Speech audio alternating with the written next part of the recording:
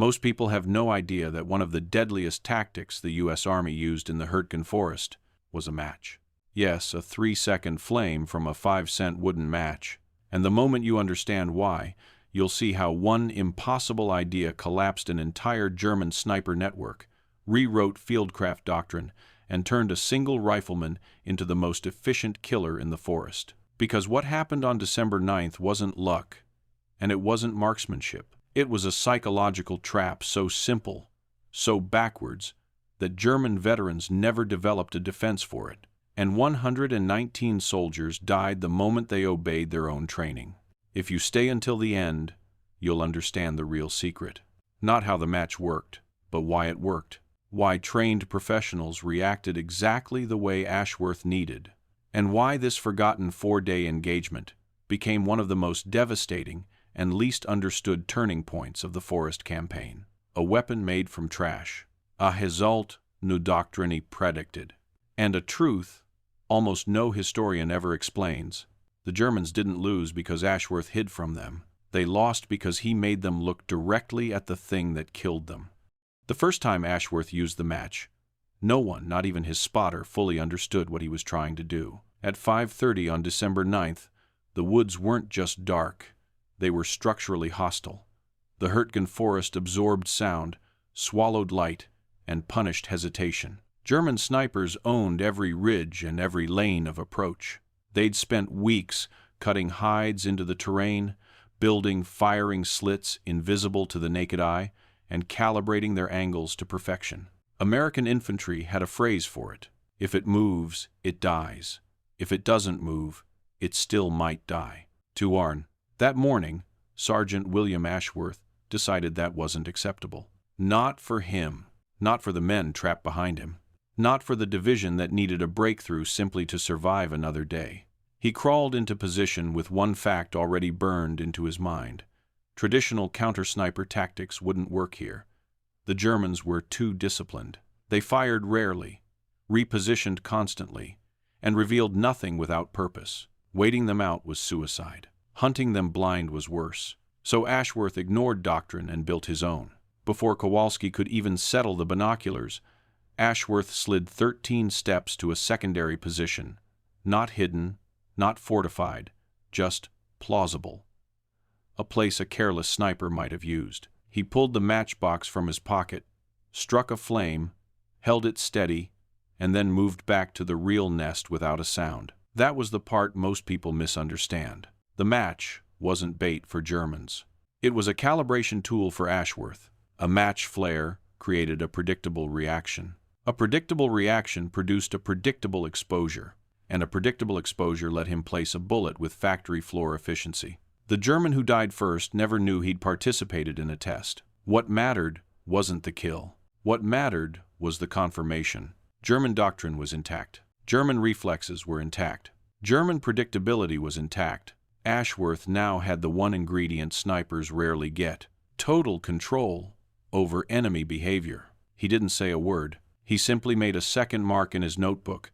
Not a tally, not a boast, just data. Kowalski finally whispered, "What the hell are we doing?" "When you have..." Ashworth didn't look up. "Finding them faster than they can find us." Who? That was the true inflection point of the entire 4-day engagement. Most snipers try to disappear into terrain. Ashworth disappeared into behavior. The first flare hadn't just flushed out a target. It had exposed something more valuable: the German mental model. German training emphasized 3 primary indicators of hostile presence: movement, sound, light. But in Hurtgen, movement was scarce, sound was distorted, and muzzle flashes were almost non-existent under canopy. Light, however, no matter how small, remained the one universal trigger. Ashworth wasn't hunting men. He was hunting reactions. And that changed everything. From his position behind the shattered oak, he studied the forest not as geography but as circuitry inputs and outputs. If he placed light here, what would move there? If he shifted angle, who would shift back? If he created a pattern, who would respond, and how fast? Every sniper shot that morning was a piece of feedback. Every confirmed kill was a data point. Every silence was a signal. It made the forest readable. The average soldier sees trees, branches, fog, and shadows. Ashworth saw a decision tree, and at the end of every branch was a single question. Where will they look next? H. Not, where are they hiding? Where there's dime. Not, where will they fire from? He sighed. But, where will their training force them to focus? Once he understood that, the kills became almost secondary. What mattered to Ashworth was timing, how long it took for a German to notice the match, how quickly they adjusted, how completely they broke their camouflage when doing so. Kowalski watched him track these micro-movements like a mathematician building a model. "This isn't sniping," the spotter muttered once. "This is prediction." "It's Doctrine wires," Ashworth finally looked over. "Sniping is prediction. The Army just teaches the slow version." One dated. By mid-morning, he had already mapped 2 sniper hides and 1 observer position without a single American taking fire. The method was simple, but the reasoning behind it was ruthless. If you know how a soldier thinks, you know how he reveals himself. And if you control the reveal, you control the kill. That was the moment Ashworth crossed an invisible threshold. He wasn't improvising anymore. He wasn't testing an idea. He had identified a systemic flaw in German tactical psychology, and he intended to exploit it down to the last man in the sector. The matchbox trick wasn't a gimmick. It was an interface, a way to convert doctrine into vulnerability, a way to make reactions predictable, a way to reduce deadly combat into a solvable equation. By noon, he wasn't asking if it would keep working. He was asking how far he could push it, and the forest, for the first time in days, felt less like a trap, and more like a machine he had just learned to operate. Most accounts of Ashworth focus on what he did. Very few explain why he was the only man who would even think to do it. Because long before the matchbox trick appeared in the Hürtgen Forest, the idea behind it was already forming slowly, quietly, in a place that had nothing to do with war. Harlan County, Kentucky. Ashworth grew up in terrain that punished assumptions.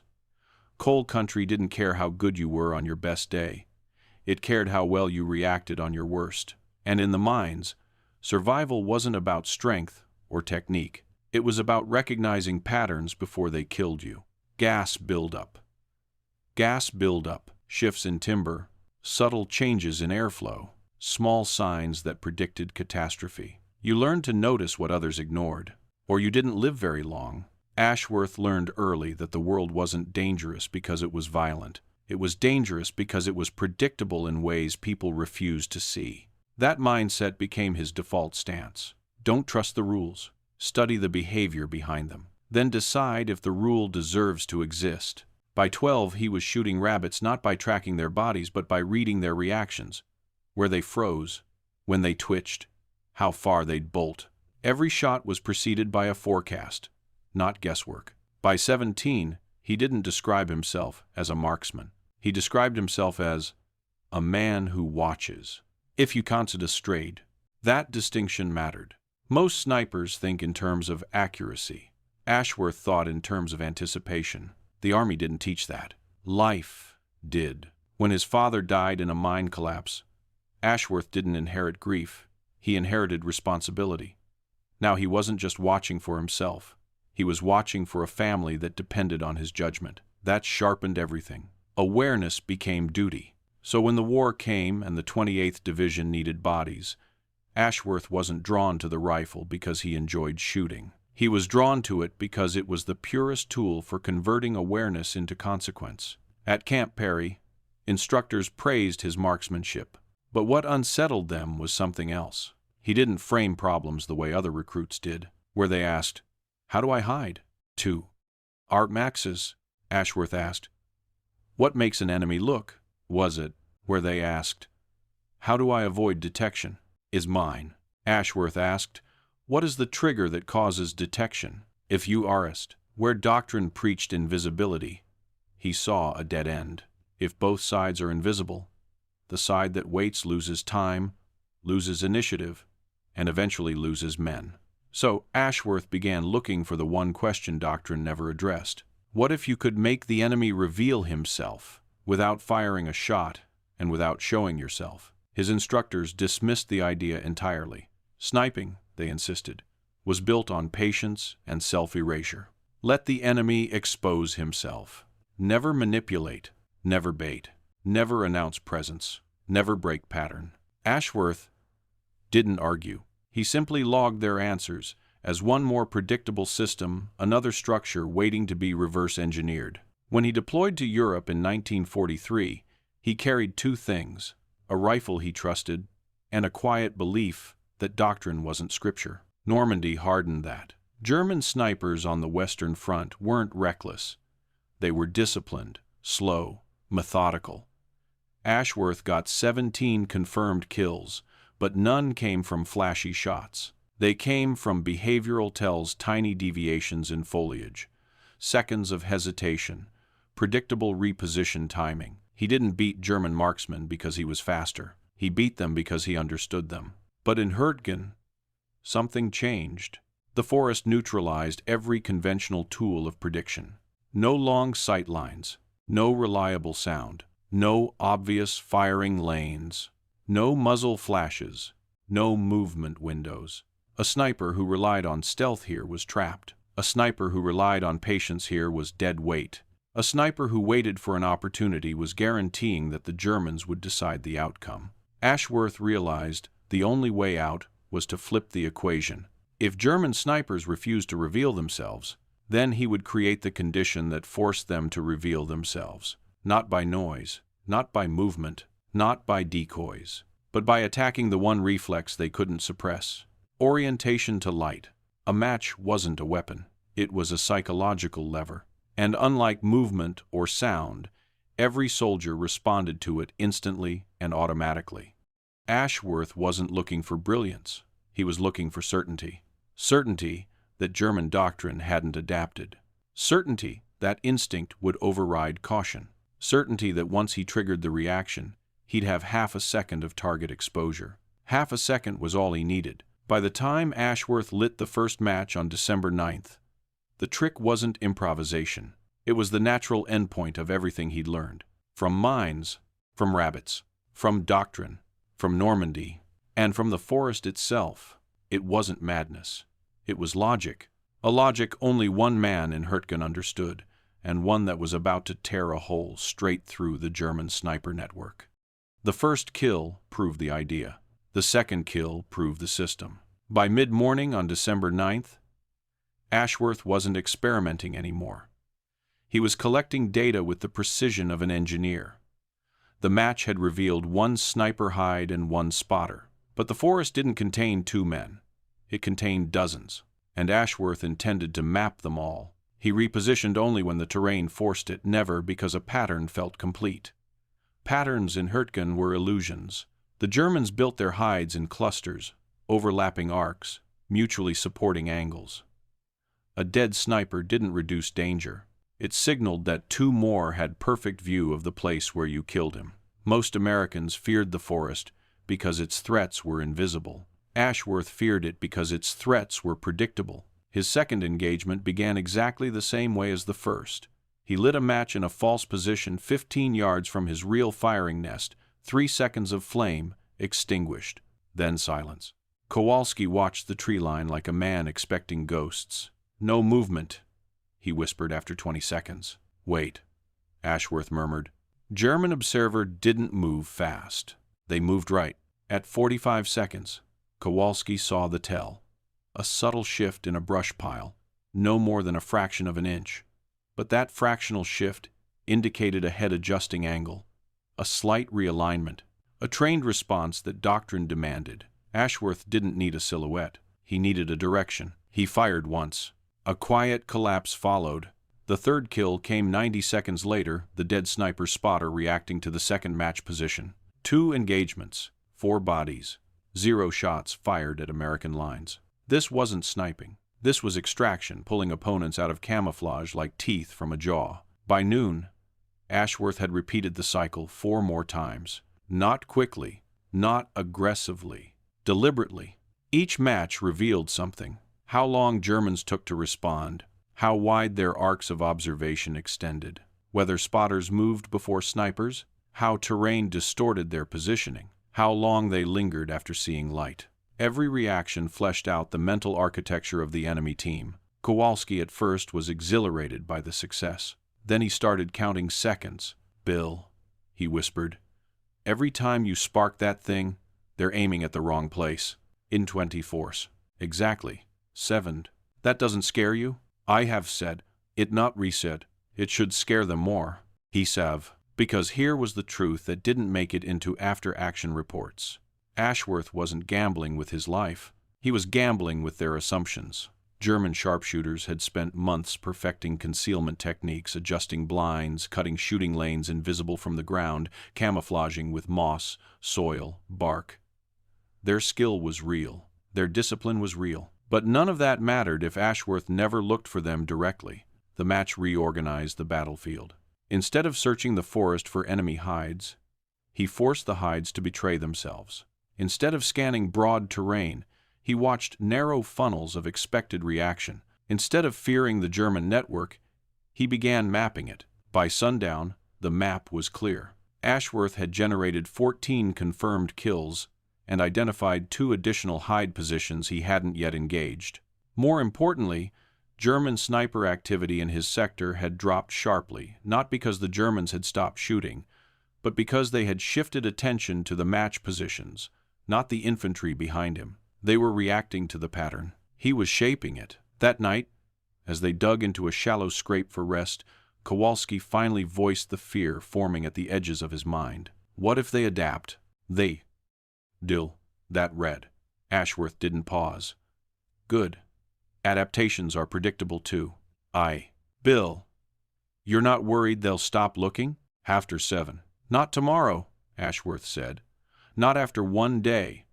Doctrine doesn't rewrite itself overnight. Oh, Doctrine was the one opponent Ashworth trusted completely. And on December 9th, Doctrine had behaved exactly the way he needed. But he didn't sleep. Not because he doubted the trick, but because he understood the next day would demand refinement.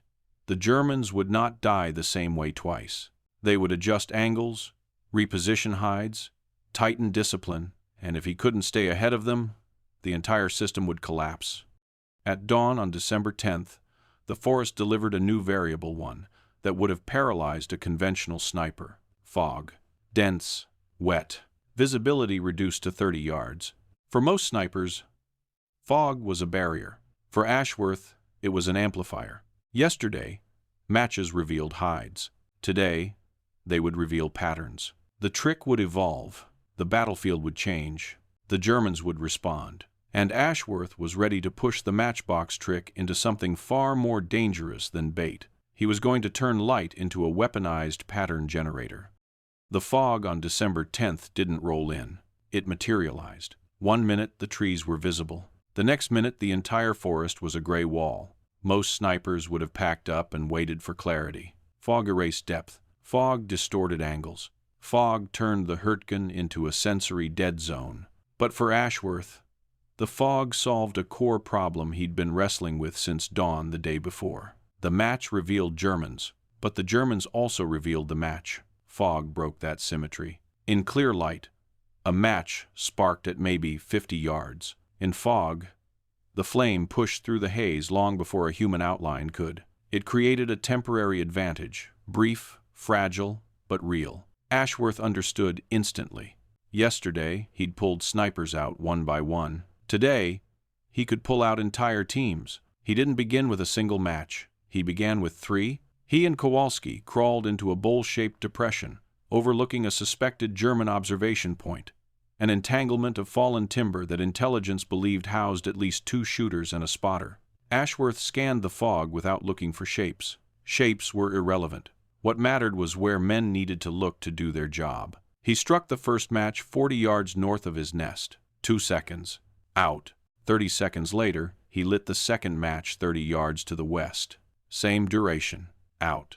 Kowalski tracked the fog like a radar dish. No movement yet, he whispered. Wait for the third. 8. The third match flared 20 yards to the south. This was the first true stress test of the system. 1 match triggered orientation. 2 matches triggered attention. 3 matches forced prioritization. And prioritization is when human reaction becomes predictable. At the German hide, Kowalski finally saw it.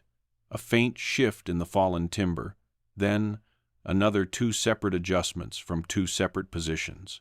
Not dramatic movements. Just enough to track 3 light sources and decide which one posed the highest threat. That moment was the crack Ashworth needed.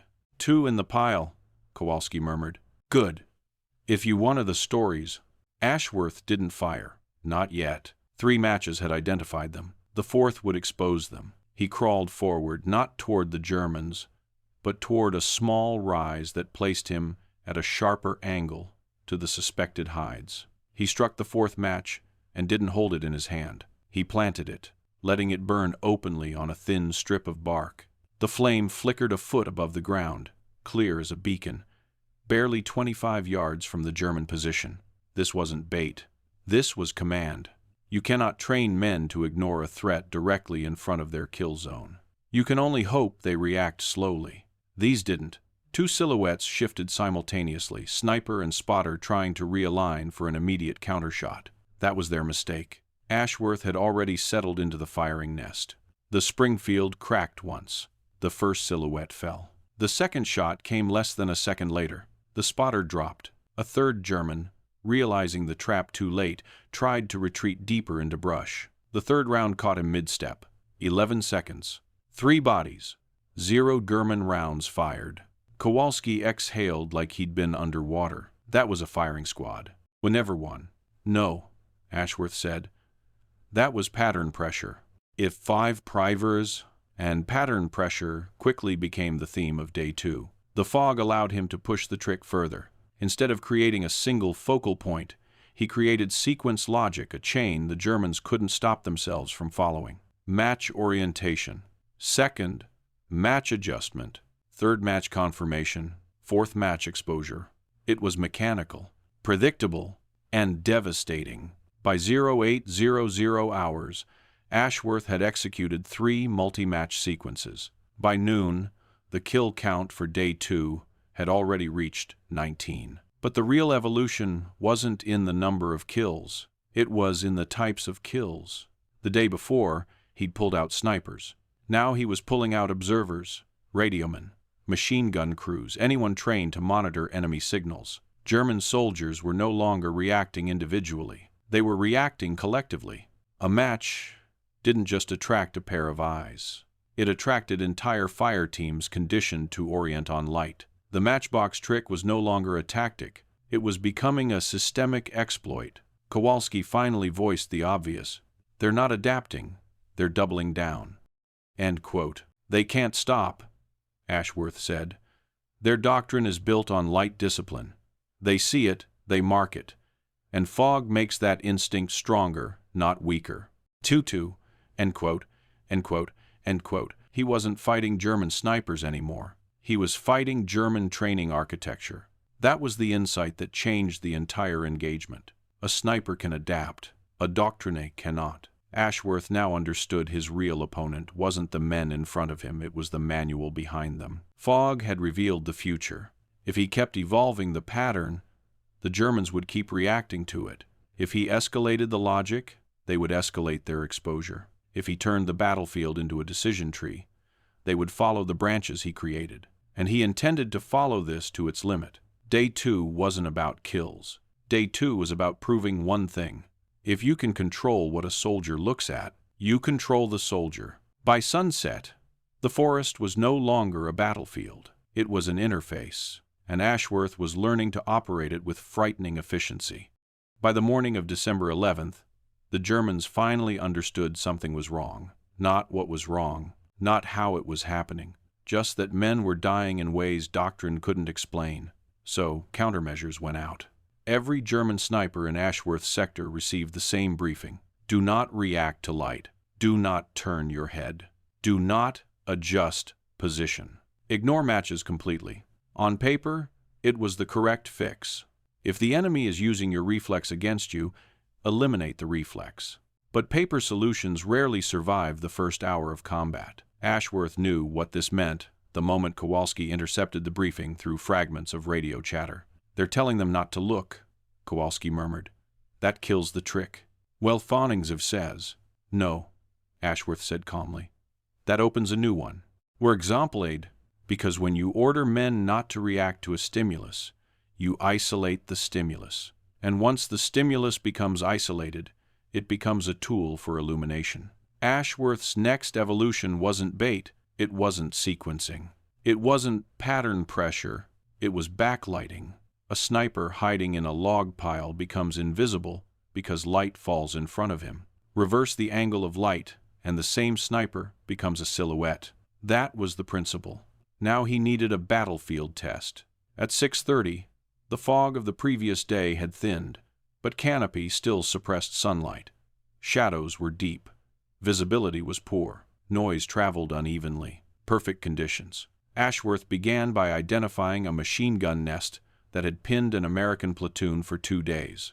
He didn't fire. He didn't signal artillery. He didn't even reveal that he'd seen them. He studied the shadows, the angle of the logs, the depth of cover, the likely firing slit, the likely fallback position.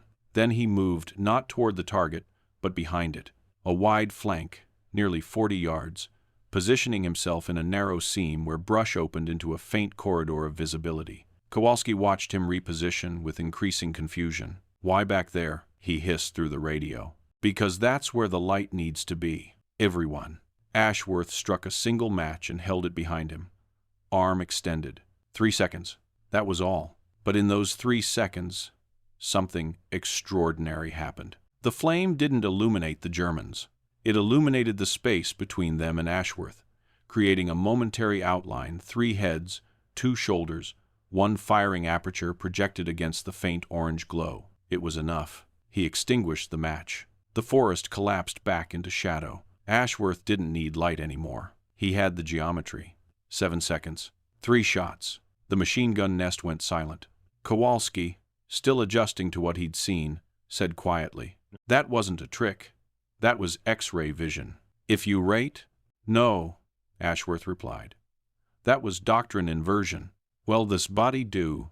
Inversion quickly became the theme of the day. If the Germans refused to look at light, they couldn't see what light revealed behind them. And if they couldn't see what the light revealed, Ashworth could reconstruct their positions with surgical clarity. But he wasn't finished, because day 3 was also the first day he integrated the Matchbox system with a second weapon: artillery. It started with a captured German radio intercept referencing a suspected company headquarters position. Hidden, protected, well defended. A nightmare target for infantry. A wasteful target for artillery, unless you could draw out the men first. Ashworth didn't need to kill them. He needed to make them expose themselves long enough for someone else to. He placed 3 matches in a triangle around the command post, each 60 yards from the true target. He did not light them simultaneously. He lit them in sequence, north, east, south, each flame positioned to simulate movement. The Germans responded exactly as a headquarters staff would. Officers emerged to assess infiltration. Runners emerged to relay warnings. Radiomen emerged to verify lines. All of them stepped into the open. Lieutenant McKenna, the artillery observer, had been skeptical until that moment. Then he saw what Ashworth had created. A cluster of officers in perfect view, standing exactly where his fire mission needed them. "Bill, is that what I think it is?" McKenna whispered. "Yes." "Well, with things for watching, you lit the way to their command post. Dollars, I have." "Yes. Do it again." "Well, artillery came in fast, 6 rounds of 105 millimeters. Direct, precise, devastating. Estimated casualties, 20 plus. Enemy command structure, fractured." Kowalski stared at the burning wreckage. "Bill, this is beyond sniping." "1." Ashworth didn't respond for a moment. When he finally did, his voice was flat. "I'm not killing snipers anymore. I'm killing systems," B said. That was the pivot point of the entire battle. The matchbox trick was no longer about revealing individual enemies. It was about revealing organizational behavior, reaction hierarchy, command response, movement protocols, patterns of leadership. Once you understand how a force behaves under stimulus, you don't need to see it. You can predict it. And once you can predict it, you can shape it. Day 3 ended with a number far more important than the growing kill count. German coordination in the sector collapsed. Communications became erratic. Patrol timing broke down. Sniper support protocols fractured. Machine gun emplacements lost discipline. Headquarters units relocated in panic, leaving gaps that infantry exploited. All because the enemy did not understand a simple truth. The match wasn't the trick. Their reaction to it was, and Ashworth had just weaponized that reaction at scale. By December 12th, German commanders finally acknowledged the disaster. Their sniper network, a system they'd spent months perfecting, was coming apart in less than 100 hours. Snipers dead, spotters dead, observers dead, machine gun crews exposed, headquarters shelled, doctrinal response neutralized. So, a new order went out. Find the American sniper. Kill him immediately. Do not wait for ideal shots. Do not reposition. Advance aggressively in teams of 5. It was the first smart decision they'd made, and the last one they would make that day, because this was the moment Ashworth stopped waiting for reactions and began dictating movement. For the first time, he wasn't using matches to expose static targets. He was using matches to engineer motion to pull entire German patrols through terrain he had chosen, through angles he controlled, into kill zones he built, with the same precision a miner builds a collapse. This wasn't sniping anymore. This was battlefield shaping, the first match trail. It began with 5 Germans experienced, disciplined, and hunting aggressively. They weren't scanning for light. They were scanning for Ashworth. That meant they were predictable. Predators are always predictable. Ashworth had prepared the terrain an hour earlier, placing 4 match positions across a 100-yard stretch. Not random, not improvised. Each match was placed in a spot where a soldier might pause if he were moving carelessly. A stump cut flat, a jut of rock at knee height, a break in the undergrowth, a dip at the edge of a ravine. Matches weren't meant to be seen. The positions were. When the Germans arrived, the trail did exactly what Ashworth intended. It told them a story. A sloppy American sniper retreating under pressure. A man who kept stopping. A man adjusting gear. A man making mistakes. A man who could be killed. And hunters follow stories. The patrol advanced quickly, professionally spacing correct, sectors covered, rifles up. But they were following a path no American had walked, only a match had. From 70 yards away, in a perfect elevation angle, Ashworth watched the patrol file into the open bowl of the kill zone. He didn't fire at first contact. He waited until 4 of the 5 were committed, no cover left, no escape path, no lateral mobility. Then he began. Shot 1 dropped the lead scout. Shot 2 caught the patrol leader pivoting. Shot 3 hit a rifleman diving for a stump. Shot 4 found the soldier mid-sprint. Shot 5 ended the last man just before he reached the tree line. 45 seconds. 5 targets. No German rifle ever fired back. Kowalski stared at the carnage, his voice thin. Bill, that wasn't counter-sniping. Prandry. No, Ashworth said. That was routing behavior. Here's eyes. And routing behavior is more fragile than camouflage. Escalation. Turning movement into vulnerability. The match trails worked because they weaponized something deeper than training. The human bias toward completion. When a soldier sees a partial pattern, footprints, disturbances, light, broken branches, he completes the pattern in his mind. Ashworth didn't create the pattern. He created the start of a pattern and let the Germans finish it incorrectly. Every match position reinforced the illusion of pursuit. Every illusion tightened the trap. 2 hours later, he built a second trail, this one leading into a ravine where he had elevation advantage and cross-angle cover. 3 Germans followed it. Only 1 made it 10 steps into the open. None made it out. By noon, German patrols were refusing to follow match trails at all. But refusing a trail created a new vulnerability. Hesitation. And hesitation is a tell, just as clear as orientation to light. Where they paused, Ashworth aimed. Where they clustered, he adjusted. Where they refused one path, they exposed another. But the real test of the Matchbox system came that afternoon. Because for the first time in 4 days, Ashworth faced an opponent who actually understood him. The duel. A sniper who finally saw the pattern. It happened at 13. A single match flared to Ashworth's left 3 seconds. Clean, deliberate. A German sniper had just tried to reverse the trick. Kowalski froze.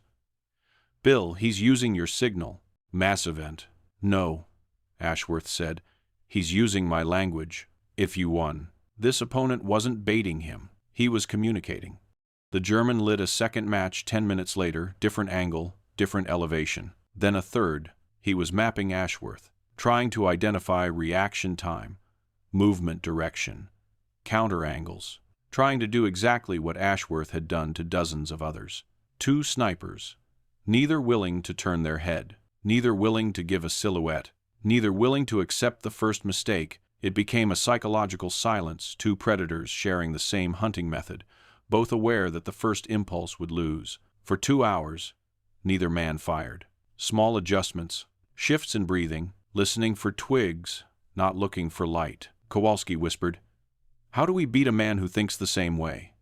"Some thinking store past," Ashworth answered without hesitation. "You break symmetry." 2-1. Symmetry was the problem. 3 matches could be attributed to one man. But 3 matches lit simultaneously from different positions? Impossible for one person. Impossible to ignore. Ashworth prepared 3 match points earlier, quietly, deliberately, with no flame.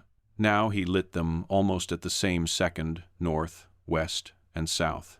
Kowalski whispered, "That'll force him to move," Ashworth finished. Because when stimuli exceed known human capability, a sniper reverts to observation priority. He shifts to gather information rather than hide. And that shift, no matter how small, is directional. One German silhouette shifted barely a few inches, but inches were all Ashworth needed. The shot echoed once. The duel ended instantly. Kowalski swallowed. "If he'd been a little luckier, we'd be dead," Ashworth said quietly. "Luck is the tax on imperfect systems. It's manned O's," and the German had finally understood the system. Just not fast enough. The day ends with exhaustion and certainty. By the time daylight faded, Ashworth had pushed the matchbox trick further than anyone could have imagined. Static hides, moving patrols, backlighting, misdirection, sequencing, routing behavior, and finally, dueling logic. But day 4 wasn't the victory lap. It was the limit test. And as Ashworth's matchbox emptied, and German discipline frayed, the forest itself was about to change in ways neither side expected. By the end of December 12th, something had shifted in the forest, something deeper than casualties or lost positions. A new enemy had entered the German lines. Fear, not fear of Ashworth. Not fear of an unseen sniper, fear of light. It started quietly. German survivors from the first patrols whispered warnings: don't look at flares, don't track sparks, don't acknowledge tiny flashes in the dark. Then it spread, because nothing in their doctrine could explain why men who simply turned their heads were dying before they could shout a warning. At first, officers dismissed these fears as panic, but by mid-afternoon on the 12th, reports from 3 companies showed the same behavior: soldiers refusing to check illumination, observers ignoring flickers, radio operators averting their eyes, snipers delaying scans, patrols freezing at minor reflections. Doctrine had been turned upside down. The manual said light identifies threats. Ashworth had made light become the threat. And once that inversion took hold, it became a contagion. German soldiers stopped marking muzzle flash windows.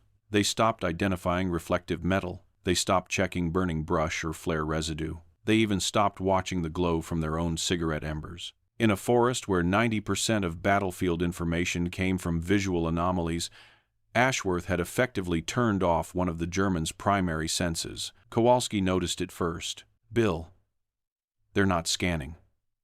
They're scared to." They're blind by choice," Ashworth said. "That's worse than being blind by terrain. Because blindness caused by terrain is neutral, it changes the battlefield for both sides. Blindness caused by fear is asymmetric, it cripples only one army, and the effect was immediate. German firing discipline collapsed. Soldiers shot late, or not at all. Machine gunners hesitated before firing at movement because they feared the flash would reveal them. Snipers refused to lean into firing slits. Situational awareness broke down. Patrols walked past American positions without registering them. Fire teams stopped responding to reflective glints or bursts of brightness. Even artillery spotters ignored signals they were trained to react to. Command cohesion fractured. Officers couldn't rely on visual reports because subordinates refused to look. Runners circulated contradictory information. Don't turn your head toward anything bright. If you get self, the forest became a fog of self-imposed ignorance. Ashworth hadn't just disrupted German sniping. He'd destabilized their combat culture, the way German troops processed threats, the way they shared information, the way they understood danger. This was the matchbox trick at its most dangerous form, not a method of killing, but a method of erasing an army's confidence in its own instincts. And fear spread faster than bullets. By late afternoon, Ashworth witnessed the strangest phenomenon of the entire battle. A German squad stopped advancing because sunlight reflecting off a piece of shattered metal flickered like a match. Nobody moved. Nobody checked. Nobody dared verify. Kowalski whispered, almost disbelieving. They froze because of a reflection. 2 reps. No, Ashworth said. They froze because light means death now. This wasn't tactical defeat. This was cognitive collapse. Captured prisoners confirmed the effect. One German private said, "We were told the American could kill you through light." Heverwad. Another said, "My commander said, do not turn your head. But if you do not look, you cannot survive either." Regade. The most revealing comment came from a lieutenant. "We believed he could see through walls. We believed he hunted our thoughts, not our bodies.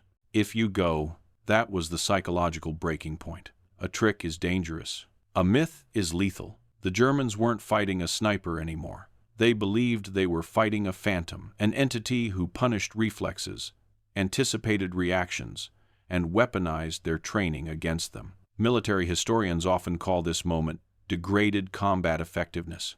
Magnine. That's too sterile. The Germans were experiencing behavioral shutdown, the inability to perform trained actions because performing them had repeatedly resulted in death. Ashworth had inverted their threat model. He turned soldiers into statues. He turned officers into doubters. He turned doctrine into a liability. And he did it without a single shouted order, without a single psychological unit, without ever stepping into their lines. All it took was light. Light that didn't kill. Light that exposed nothing. Light that changed the meaning of the forest. By nightfall, German units in the sector weren't fighting the Americans. They were fighting the next match that might appear. And that meant one thing. Day 4 wouldn't just be lethal, it would be decisive. When darkness fell on December 12th, the matchbox was empty. 48 wooden matches had reshaped an entire sector of the Hürtgen Forest. One rifleman had erased a network designed to stop battalions, and a 4-day window of innovation had outmaneuvered years of doctrine. But the numbers, 119 confirmed kills, dozens more from artillery he directed, weren't the real story. The real story was what those numbers meant. Uno. A system had collapsed. German sniper doctrine in Hurtgen wasn't flawed. It was efficient, it was disciplined, and in most sectors, it was working. Until one man reframed the battlefield. Ashworth didn't overpower the system. He invalidated it. He didn't outshoot better marksmen. He removed their ability to behave like marksmen. He broke not their bodies, but their decision-making loops. No manual prepares an army for that. 2. The Americans advanced because fear changed direction. For 2 weeks before Ashworth arrived, American infantry had stalled every ridgeline a sniper trap, every ravine a kill zone, every movement punished instantly. But after December 12th, sniper casualties in the sector dropped to 0. Patrols advanced without fire. Machine gun nests went silent. German resistance cracked where it had been firm. Ashworth hadn't cleared ground. He'd cleared mental space. The space soldiers need to believe movement is possible. The infantry didn't surge forward because the enemy died. They surged forward because the enemy stopped acting. 3. The trick was never about matches. This is the part most retellings miss. The matchbox trick wasn't about flame, light, or deception. It was about predictive leverage, identifying a reflex embedded so deeply in training that it could be triggered on command. Ashworth didn't create a new weapon. He discovered a vulnerability in human behavior and applied pressure until the system broke. That's why the trick worked. That's why it scaled. That's why German countermeasures failed. When the enemy's weakness is structural, every fix becomes another flaw. 4. And that's why the Army never taught it again. After the engagement, division headquarters wanted to record the method, replicate it, turn it into doctrine. Ashworth refused. Because he understood something tacticians rarely admit. A tactic becomes useless the moment it becomes standardized. If the matchbox trick spread, the Germans would adapt. If the Germans adapted, the vulnerability would vanish. If the vulnerability vanished, the trick would die. But if it remained personal, one man, one forest, one moment, its psychological shockwave would continue long after the matches burned out. And that's exactly what happened. Captured prisoners later said units in the sector refused to react to light sources for weeks, crippling their night operations, their signaling discipline, and their ability to track American movements. Ashworth's trick didn't work for 4 days. Its effect worked for the rest of the campaign. 5. The lesson was bigger than the battle. Years later, when historians tried to categorize Ashworth's performance, they struggled. It wasn't marksmanship alone. It wasn't fieldcraft alone. It wasn't improvisation, bravery, or luck. It was the purest form of tactical innovation. Find the one behavior the enemy cannot stop doing, then make that behavior kill him. Modern armies call this behavioral exploitation. Modern strategists call it decision cycle disruption. Modern psychologists call it reflex hijacking. Ashworth didn't use those terms. He used matches. But the idea was the same. A soldier is not defeated when he is shot. A soldier is defeated when he follows a rule that no longer protects him. That is the real legacy of the matchbox trick. Not the 119 kills. Not the rifle. Not the myth of a ghost sniper in the forest. The legacy is this: warfare rewards the mind that refuses to fight the last battle. Victory comes to the one who rewrites the rules before the enemy knows the rules have changed. Ashworth did that with 48 pieces of wood and a single insight, and an entire forest of trained, disciplined professionals fell to it. Not because the match was powerful, because the mind using it was.